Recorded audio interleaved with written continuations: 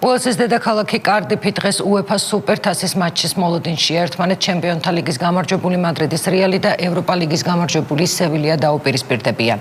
გუნდებმა უკვე გამართეს ბოლო ვარჯიში ესპანური დაპირისპირება ჩვენი დროით 22 საათსა და 45 წუთზე დაიწყება. 2015 წელს კი სუპერთასის მატჩს საქართველოს დედაქალაქი უმასპინძლებს.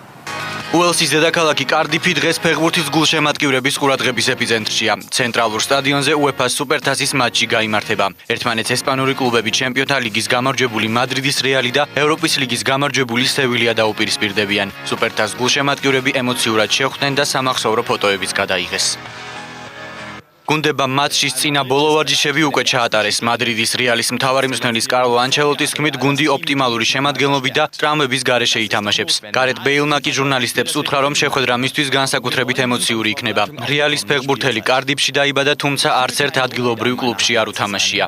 ძალიან ძნელი თამაში იქნება. სევილია ნამდვილად ანგარიში გასაწევი ძალაა. თუმცა მე მჯერა, რომ ჩემი გუნდი და ფეხბურთელები გამარჯვებისთვის არაფერს დაიშურებენ. არ ყავს არც ერთი ტრავმირებული მოთამაშე. იმედია სუპერთასი მადრიდის რეალის მუზეუმში დაიდებს ფინას.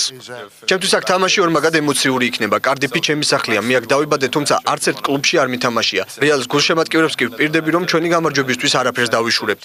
მოედანზე ოპტიმალური შემადგენლობით გამოვა სევილიაც. მწვრთნელი ამბობს, რომ მის გუნდს მადრიდის რეალთან თამაში გაუჭირდება, თუმცა საკუთარი ფეხბურთელების თავდადების იმედი აქვს. მადრიდის რეალისა და სევილიას დაპირისპირება თბილისის დროით 22 საათსა და 45 წუთზე დაიწყება. UEFA-ს 2015 წლის სუპერთასს კი თბილისის დინამო არენა უმასპინძლებს.